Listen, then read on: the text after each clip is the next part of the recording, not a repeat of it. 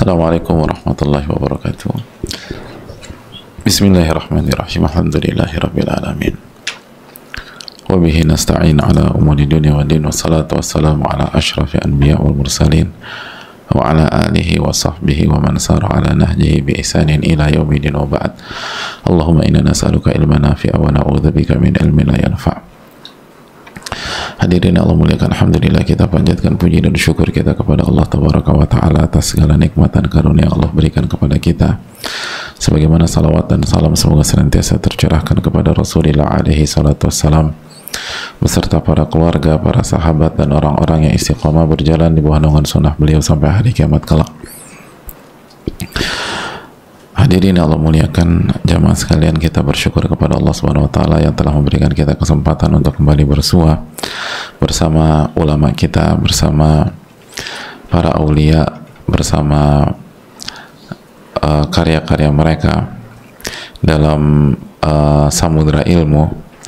Mungkin kita tidak bertemu fisik dengan mereka, namun kita menikmati karya mereka, ilmu mereka,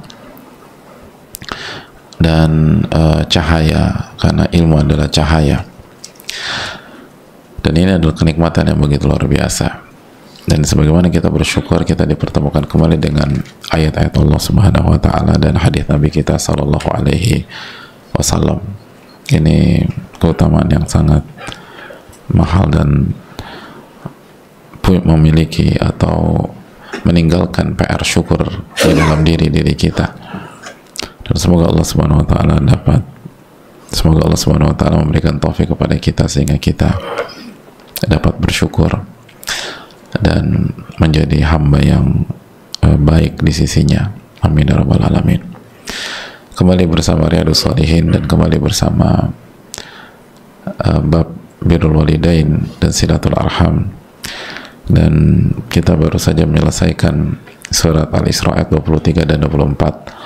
Wa qadha rabbuka alla ta'budu illa iyyahu wa bil walidaini ihsana imma yablughanna 'indakal kibara ahaduhuma aw kilahuma fala taqul lahumā uff wa la tanharhumā wa qul lahumā qawlan karīmā wakhfid lahumā janāha adh-dhulli minar rahmah wa qur rabbirhamhumā kamā rabbayani shaghīrā.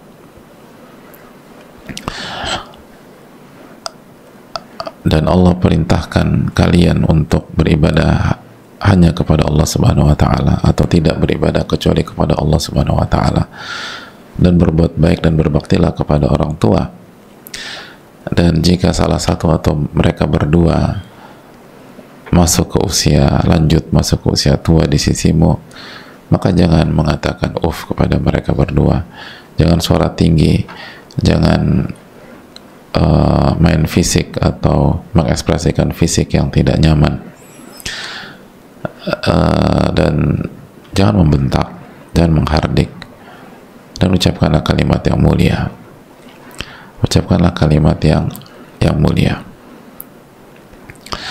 Dan hadirin Allah muliakan, wakhfid lahumā janāha adh-dhulli minar rahmah, dan rendahkanlah kepakan sayapmu, tawaduklah di hadapan mereka, rendahkan dirimu atau rendahkan hatimu di hadapan mereka,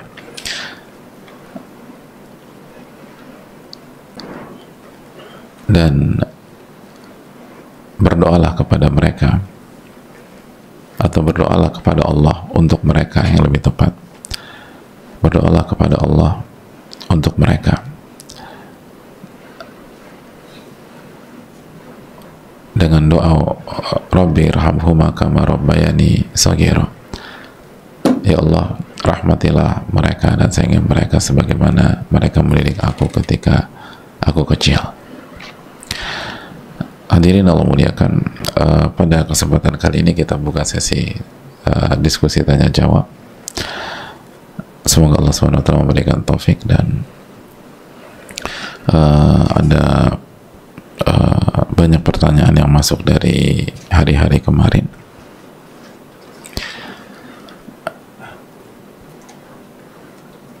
Dan semoga Allah memberikan taufik kepada kita untuk berbakti kepada orang tua. Amin ya rabbal alamin.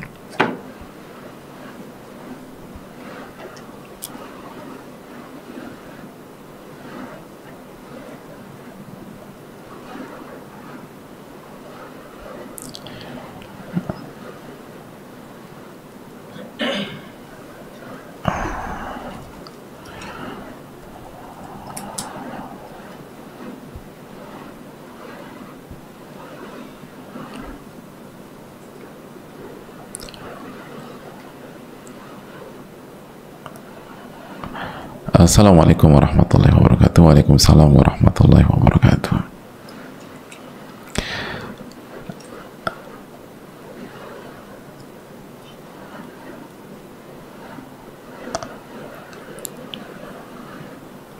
Assalamualaikum warahmatullahi wabarakatuh. Waalaikumsalam warahmatullahi wabarakatuh.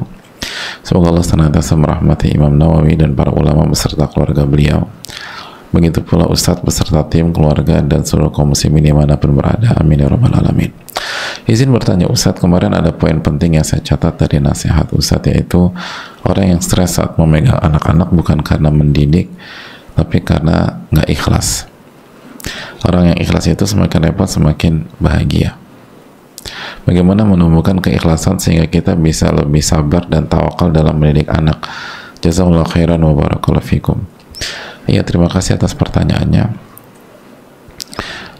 Ya, inti stres itu bukan karena mendidik anak, tapi karena tidak ikhlas dalam bersama anak.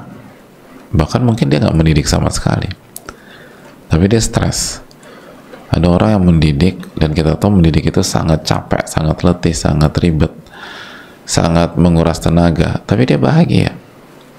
Jawabannya adalah karena keikhlasan, karena kejujuran. Kata Nabi SAW, as-sidqu tuma'ninah. Kejujuran itu adalah ketenangan. Kejujuran adalah ketenangan. As-sidqu tuma'ninah, kata Rasulullah SAW. Kejujuran adalah ketenangan. Kalau kita jujur, dan salah satu makna jujur adalah ikhlas kepada Allah Subhanahu wa Ta'ala, maka kita akan tenang. Sebaliknya, kalau kita nggak jujur, dan salah satu makna jujur adalah ikhlas, sekali lagi, salah satu makna jujur adalah ikhlas kepada Allah, maka kita nggak akan tenang. Kata Nabi SAW, wal kadhibu ribah, dan kebohongan atau ketidakjujuran adalah kegalauan, adalah keraguan-raguan. Jadi as-sidqu tuma'ninah, kejujuran adalah ketenangan. Maka PR kita adalah bagaimana jujur dan ikhlas kepada Allah Tabaraka wa Ta'ala. Bagaimana mewujudkan konsep inna salati wa nusuki wa mahyaya wa mati lillahi rabbil alamin. Sesungguhnya salatku, ibadahku, sesembelihanku, hidupku dan matiku lillahi rabbil alamin, hanya untuk Allah Rabbul alamin, la syarikalah, tidak ada sekutu bagi Allah. Wa bidzalika umirtu, dan itulah yang aku diperintahkan. Wa ana awwalul muslimin, dan aku yang pertama kali muslim dan menyerah kepada Allah Subhanahu wa Ta'ala. Hadirin Allah muliakan. Lalu bagaimana menumbuhkan keikhlasan? Hadirin Allah muliakan, menemukan keikhlasan butuh perjuangan, butuh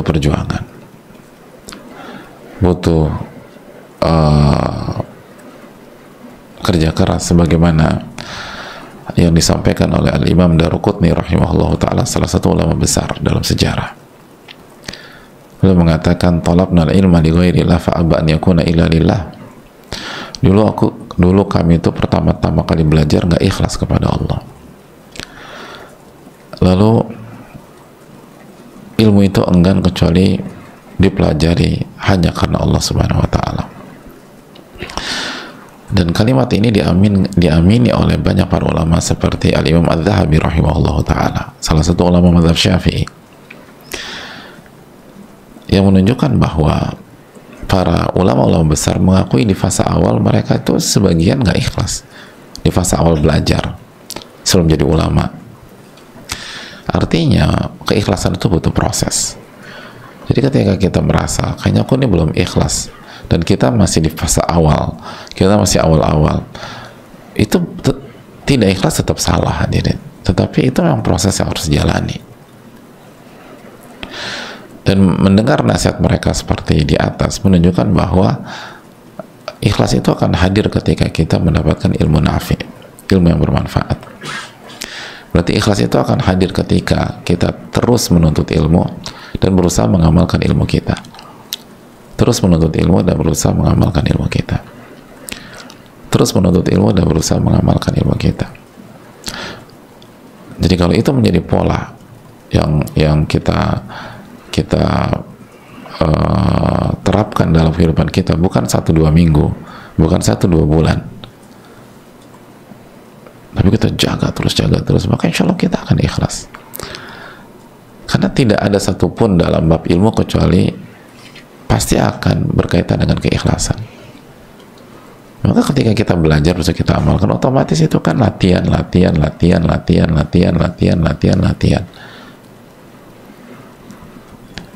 Dan secara otomatis akan dapat keikhlasan biidznillah.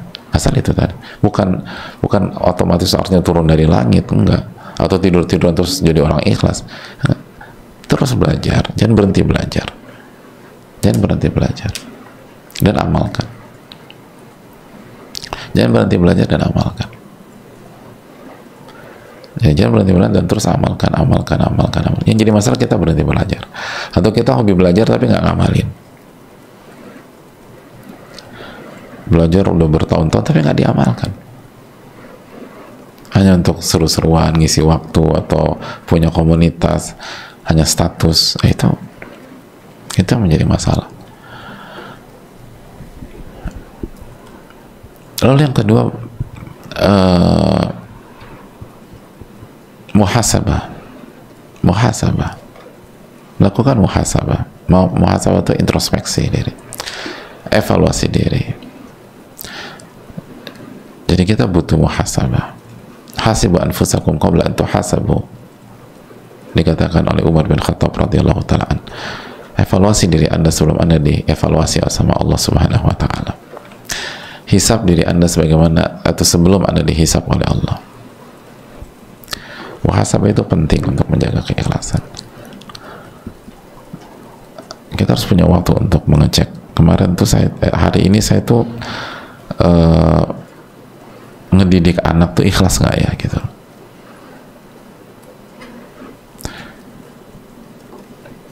Terus muhasabah.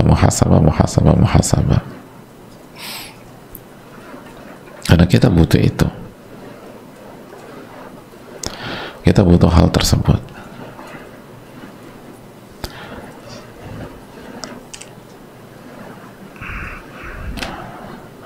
Kata Maimun bin Mihran, la yakunu al-'abdu taqiyya hatta yakuna li nafsi ashadda muhasabatan min asy-syariki li syarikihi.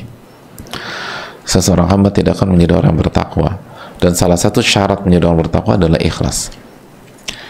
Jadi seseorang hamba tidak akan bertakwa, tidak akan ikhlas sampai dia mengevaluasi dirinya lebih ketat daripada seseorang mengevaluasi rekan bisnisnya, mengevaluasi koleganya dalam bisnis, mengevaluasi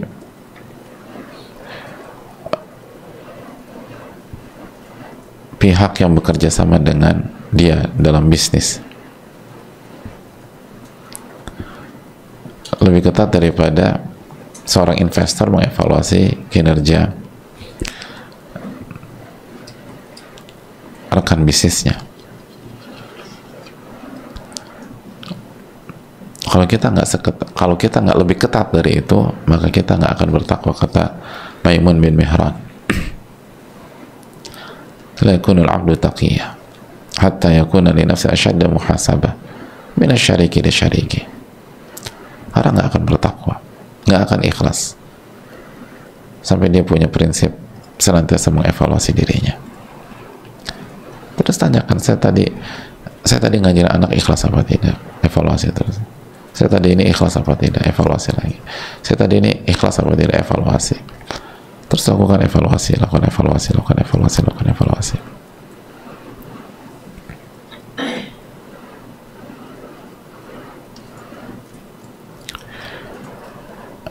Itu hal yang penting sekali.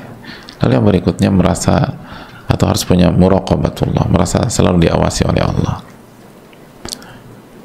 Ingatlah pada saat kita berinteraksi dengan anak, Allah senantiasa melihat kita, senantiasa mengawasi kita, senantiasa mendengar apa yang kita ucapkan kepada anak kita, melihat apa yang kita lakukan, dan lain sebagainya. Coba muhasabah dan muraqabah. itu yang akan membuat kita diberikan taufik untuk menjadi orang yang ikhlas. Wallahu ta'ala bishawab. Assalamualaikum warahmatullahi wabarakatuh. Waalaikumsalam warahmatullahi wabarakatuh. Semoga Allah merahmati, memberkahi, mengampuni Imam Nawawi, Imam Ibnul Jamaah, Ustadz, keluarga, tim, dan kaum muslimin. Amin ya rabbal alamin. Ustadz, saya sudah berusaha berbakti sama orang tua, namun orang tua saya sangat mudah menyumpahi saya. Saat saya ada salah, saya langsung minta maaf dan memperbaiki diri, namun orang tua tetap menyumpahi saya keburukan.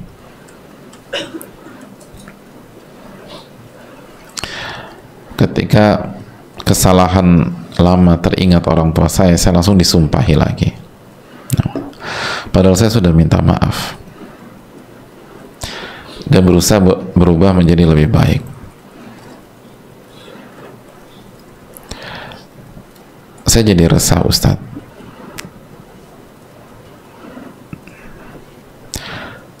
Saya yakin Allah Maha Bijaksana dalam memilah doa orang tua,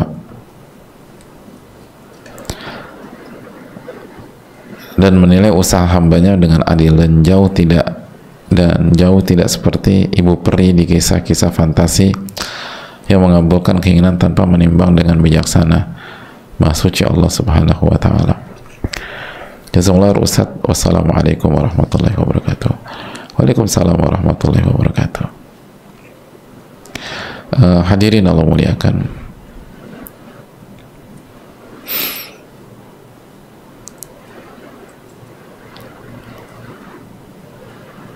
Nabi kita alaihi salatu wassalam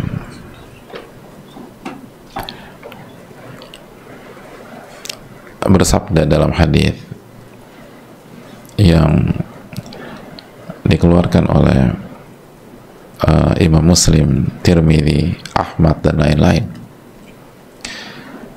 Nabi kita alaihi salatu wassalam itu bersabda, "Ma min rajulin yad'ullaha," tidaklah seseorang berdoa kepada Allah, "illa stujiba lahu," kecuali Allah akan ijabah doanya. Tidaklah seseorang berdoa kepada Allah kecuali Allah akan ijabah. Dan diantara juga menekankan hal ini adalah doa orang tua untuk anaknya, yang baik maupun yang buruk, Allah akan ijabah. Fa imma an yu'ajjila lahu fid dunya. Dan bagaimana cara Allah mengijabah? Ada 3 opsi. Opsi yang pertama, Allah segerakan di dunia. Kita mau minta rumah, dikasih rumah sama Allah. Allah akan segerakan di dunia. Kita minta diterima di sebuah sekolah yang favorit, Allah ijabah, Allah kasih. Wa imma an yudakhkhira lahu fil akhirah. Tapi apakah semuanya demikian? Enggak. Opsi yang kedua, Allah simpan untuk akhirat. Allah nggak kasih di dunia, tapi Allah simpan di akhirat. Kita minta rumah, Allah nggak kasih di dunia, sampai wafat kita jadi kontraktor misalnya, ngontrak sana ngontrak sini, nggak punya rumah, tapi nanti Allah kasih istana di surga. Allah kasih istana di surga. Wa imma an yukaffira anhu min dhunubihi biqadri ma da'a. Opsi yang ketiga, Allah akan ampuni dosa-dosanya sesuai dengan apa yang dia minta. Jadi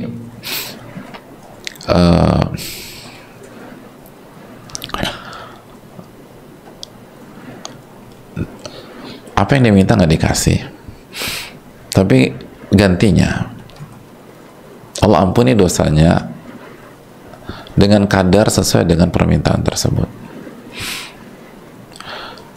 dengan kadar sesuai dengan permintaannya tersebut. Dari dosa-dosa diampuni.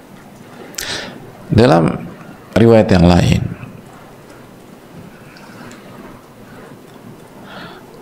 au kafa anhu minasu'i mithlah, kita permintaan kita nggak dikasih letterlock seperti itu, tapi Allah jaga kita dari keburukan yang senilai dengan doa kita tersebut. Misalnya kita minta rumah, harganya berapa sih? harganya 5 miliar misalnya, maka Allah jaga kita dari penyakit yang kalau kita kena biaya pengobatannya 5 miliar. Allah jaga kita dari kecelakaan yang kalau kita kecelakaan biaya operasinya, biaya recovery-nya, biaya pengobatannya, biaya operasinya totalnya 5 miliar. Bisa dipahami? Jadi begitulah cara Allah mengijabah doa kita. Semua dikabulkan. Kita lanjutkan ayat hadisnya. Malam yad'u bi itsmin. Selama dia nggak mendoakan hal yang berkaitan dengan dosa. Jadi selama permintaan dan doanya selama permintaan dan dosanya tidak mengandung dosa. Au qati'ati rahim, atau memutuskan tali silaturahim, memutuskan hubungan. Au yasta'jil, atau terburu-buru. Lalu para sahabat bertanya, ya Rasulullah, apa yang dimaksud terburu-buru? Kata Nabi SAW, da'autu rabbi famastajaba li, yaitu ketika seorang nyeletuk atau komentar, aku sudah berdoa kepada Rabbku tapi nggak dikabulkan juga. Begitu dia ngomong gitu, nggak dikabulkan sama Allah. Jelas ini hadir? Atau semakna, aku ini udah doa tapi nggak dikabulkan juga. Omongan Anda itu membuat doa Anda nggak dikabulkan. Itu yang buat Anda buat doa Anda nggak dikabulkan. Jadi Allah akan kabulkan doa kita selama bersih dari 3 hal. Yang pertama tadi, malam yad'u bi itsmin. Selama tidak ada unsur doa dalam doa kita. Jadi kalau orang, ya Allah saya ingin kasih kesempatan berzina dengan si A, ya Allah, ya nggak dikabulkan sama Allah.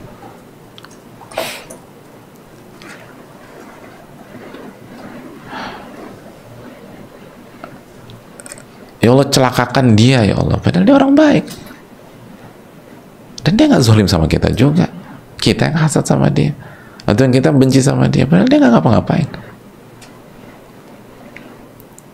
Nggak dikabulkan sama Allah.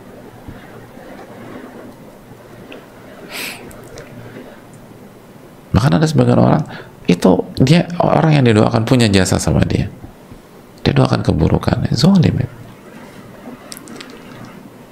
Nggak diijabah sama Allah. Au qati'ati rahim, atau memutuskan silaturahim, memutuskan hubungan. Doa yang di dalamnya terdapat unsur memutuskan hubungan atau silaturahim nggak diijabah. Yang ketiga, au yasta'jil, terburu-buru. Nah, hadirin sekalian Allah muliakan, kembali ke pertanyaan. Jadi kira-kira kalau kita lihat dari hadis di atas, apa yang disampaikan Rasulullah SAW, ada orang tua yang dikit-dikit nyumpain anaknya, padahal anaknya nggak bersalah. Dan anaknya berusaha jujur sama Allah, anaknya berusaha berbuat baik, anaknya berusaha memperbaiki diri. Nah, berarti doa orang tua diijabah apa enggak? Hah? Hadirin, ini doa yang bersih dari 3 unsur tadi atau terdapat salah satu unsur tadi? Terdapat, kan ada dosa, ada kezaliman. Apa salah anaknya didoain begitu? Lah terus bagaimana dengan tadi doa dakwatul walid ala waladi, doa orang tua yang mendoakan keburukan? Hadis itu, hadis Nabi SAW, bahwa doa orang tua mendoakan keburukan ke anak akan diijabah sama Allah jika anak melakukan kezaliman. Jika orang tuanya marah karena sakit hati anaknya zalim sama orang tua, anaknya nggak baik sikapnya ke orang tua, anaknya melakukan kekurang ajaran, kedurhakaan dan seterusnya. Tapi kalau anaknya baik, tapi ini faktor orang tua, enggak. Jadi nggak nggak secara mutlak. Makanya kan dalam surat Luqman ayat 15 itu kan, fala tuti'huma wa sahibhuma fid dunya ma'rufa. Fala tuti'huma, jangan mengikuti mereka, jangan nurut sama mereka. Wa in jahadaka, kalau kedua orang tua memaksa kamu melakukan kesyirikan, memang tidak ada doa dalam ayat ini. Tapi coba kita lihat redaksinya. Dalam bahasa Arab apa? Fala tuti'huma. Sebelum fala tuti'huma, apa kata Allah Subhanahu wa taala? Wa in jahadaka ala an tusyrika bima laisa laka bihi ilm. Apabila kedua orang tuamu jahadaka benar-benar bersungguh-sungguh mengerjakan segala macam cara agar kau melakukan kesyirikan, fala tuti'huma. Dan bisa masuk ke dalam konteks ayat ini, disumpahin sama orang tuanya. Yang penting anaknya itu musyrik lagi, syirik lagi, fala tuti'huma, jangan. Ada terus aja di atas kebenaran, tapi tetap baik. Wa sahibhuma fid dunya ma'rufa, dan bersahabatlah dengan kedua orang tuamu di dunia dengan baik. Tapi tapi prinsip adalah prinsip. Jadi tetap, kesimpulannya adalah tetap baik sama orang tua, tetap perbaiki diri, tetap beristighfar, tetap bertobat, tetap minta maaf kalau melakukan kehilafan. Dan apabila ada orang tua mendoakan dengan cara yang zolim kepada anaknya, maka tidak diijabah oleh Allah Subhanahu wa taala. Allah taala bisa.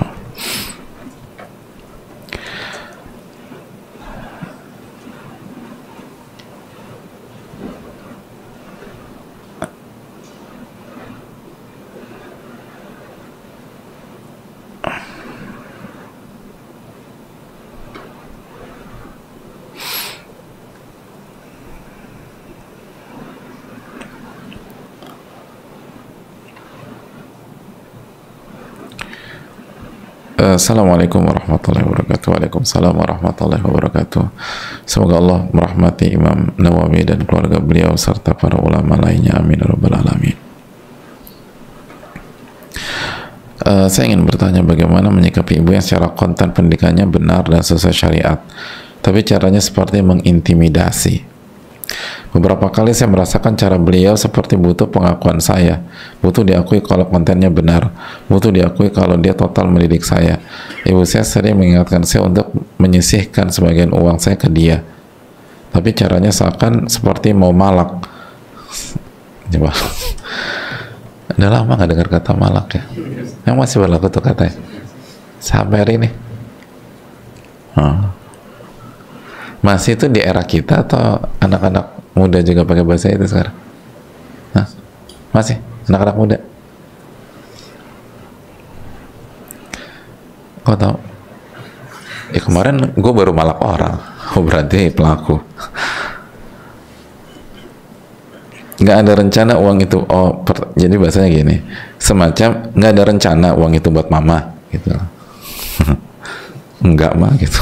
Orang marah nanti ibunya. Selain itu ada nilai yang menurut saya aneh yang dia didik saya. Kalau orang tua kasar atau salah bicara ke anak itu mudah maaf-maafannya. Tapi kalau kita salah bicara ke orang lain, kalau orang tua kasar atau salah bicara ke anak itu mudah maaf-maafannya. Tapi kalau kita salah bicara ke orang lain, orang bisa ninggalin kita, maka kita harus sopan ke orang lain. Dan memang ibu saya itu cenderung lebih lembut ke pihak lain daripada ke saya. Itu disclaimer ya. Jadi dipagerin dulu dari awal. Terus pas saya tagih dia untuk ngomong selembut itu ke saya, dia ngeles dan dalihnya hubungan antara saya dan dia adalah tarbiyah, sedangkan ke orang lain tidak. Saya sudah coba mengamalkan doa Allahumma gfirli wali walidayya untuk orang tua di sujud salat sunnah. Rasanya tidak berat sih, tapi saya paham itu perintah, karena saya paham itu perintah Allah. Tapi saya masih ada rasa untuk hubungan saya dan ibu sebatas berbakti dan mendoakan saja. Kalau curhat-curhat masalah pribadi jangan deh, ibu saya itu nggak ada empatinya. Yang ada saya diberi nasihat tapi angle komunikasinya seperti menyalahkan, dan kadang nasihatnya pun diambil dari angle yang menguntungkannya saja. Jazakallahu khairan. Semoga Allah mudahkan Pak Ustadz menjawab pertanyaan ini. Terima kasih atas pertanyaannya. Hadirin Allah muliakan,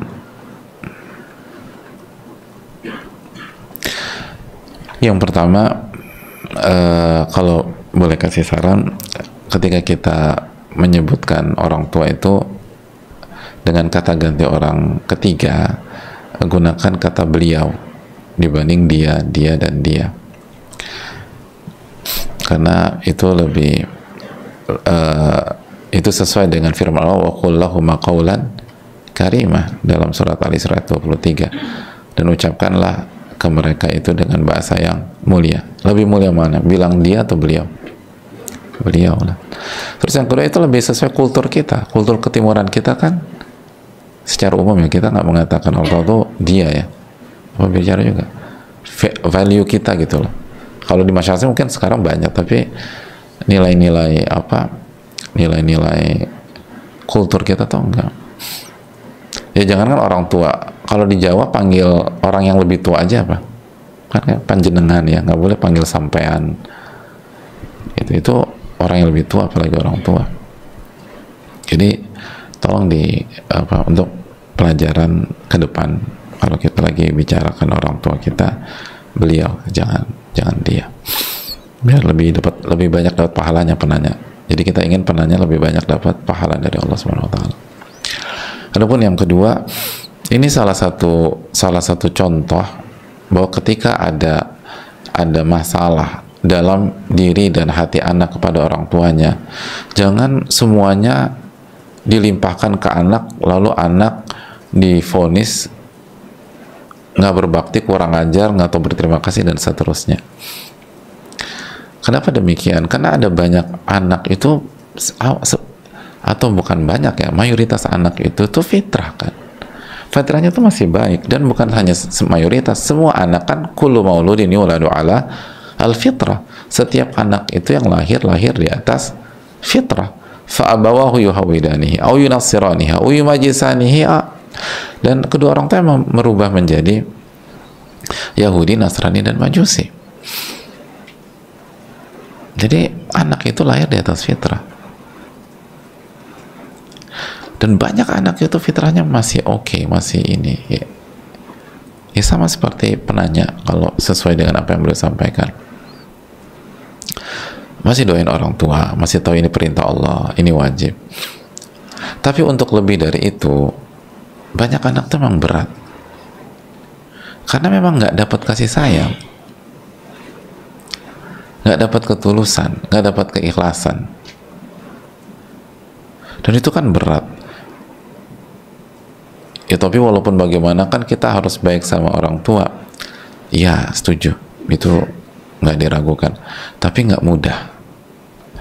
Apalagi baik hati, ini kan pertanyaannya bukan baik teknis, baik fisik, atau baik zohir. Baik zohir udah nih, tapi si anak itu, beliau itu bertanya, tapi kok flat gitu aja ya perasaan saya gitu ya, hanya menjalankan kewajiban aja, nggak ada emosi positif gitu, nggak ada sensasi, nggak ada ruh, nggak ada kenikmatan ketika mengingat potret-potret kehidupan kita dengan orang tua. Nah ini yang harus dievaluasi buat kita dan orang tua kita.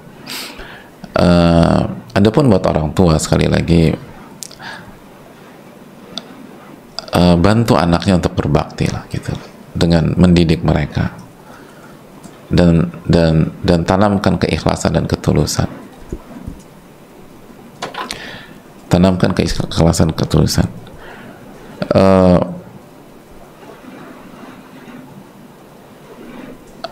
Karena kalau kita tanamkan keikhlasan dan ketulusan, maka panennya sesuai yang kita tanam, insya Allah. Kecuali anomali, kecuali pengecualian, exception gitu. Tapi secara umum, orang tuh tanam singkong, panennya singkong. Tanam ubi, ya panennya ubi. Tanam cabai, panennya cabai. Tanam rambutan, ya rambutan. Panen durian, ya panennya durian. Hadirin. Secara umum demikian. Terus yang kedua itu janji Allah SWT. Coba buka surat Maryam ayat 96. Maryam 96. Apa kata Allah SWT tentang orang-orang beriman dan beramal soleh? Dan beriman dan beramal soleh adalah orang-orang yang ikhlas, orang-orang yang tulus. Allah berfirman, innal ladzina amanu wa amilus solihat sayaj'alu lahumur rahmanu wudda. Sesungguhnya orang-orang yang beriman dan beramal soleh, niscaya Allah akan tanamkan dalam hati mereka kasih sayang. Allah akan tanamkan di dalam hati-hati mereka itu kasih sayang, saling mencintai. Innal ladzina amanu wa 'amilus shalihat sayaj'alu lahumur rahmanu wadda. Jadi hadirin Allah muliakan, coba evaluasi keikhlasan kita.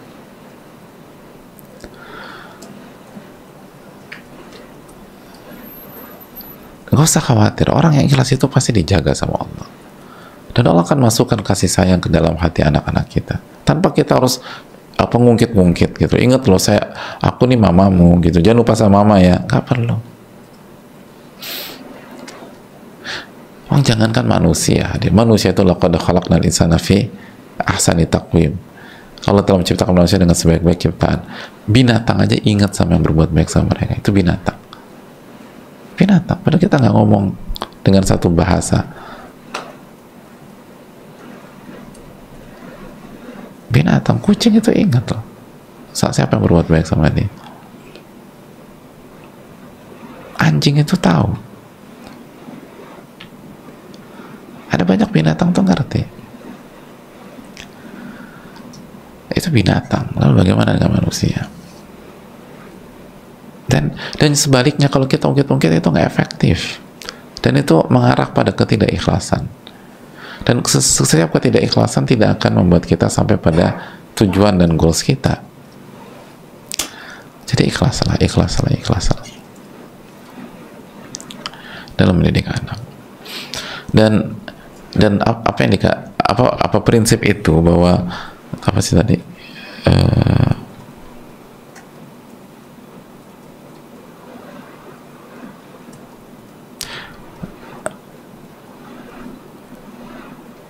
kalau orang tua kasar atau salah bicara ke anak, mudah maaf-maafannya. Tapi kalau kita salah bicara ke orang lain bisa ninggalin kita. Maka kita harus sopan ke orang lain. Enggak sepenuhnya benar. Enggak sepenuhnya benar. Mungkin di satu dua sisi bisa diterima.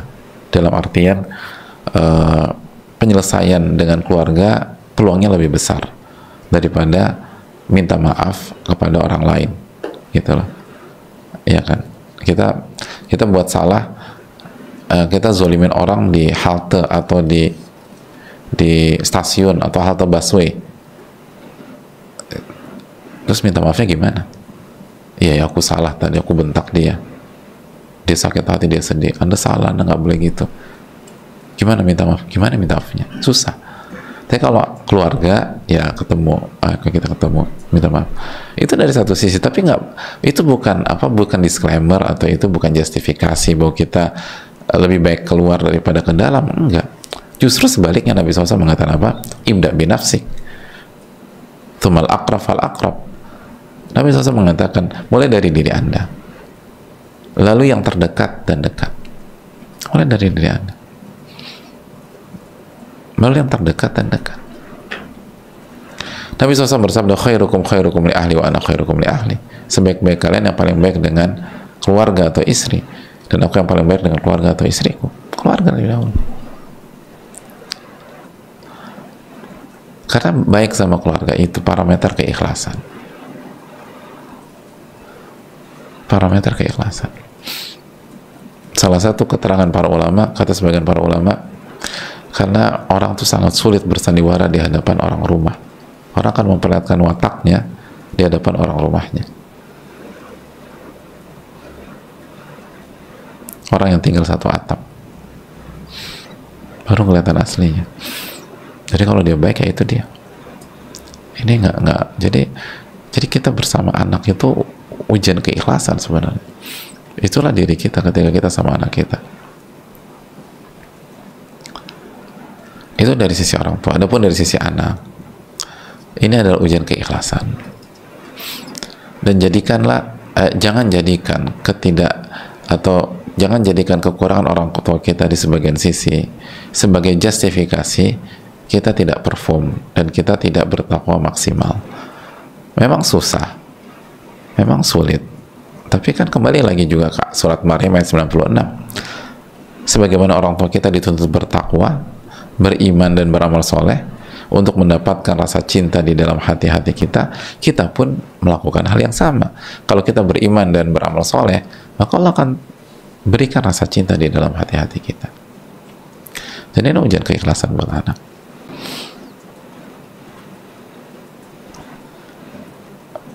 Dan ini PR yang harus diselesaikan bersama-sama. Allah Ta'ala bisa, saya rasa cukup sampai di sini. Semoga Allah menerima dan memberikan kita ilmu yang bermanfaat. Subhanakallahumma wa bihamdika, la ilaha illa anta, astaghfiruka wa atubu ilaik. Assalamualaikum warahmatullahi wabarakatuh. Syukran.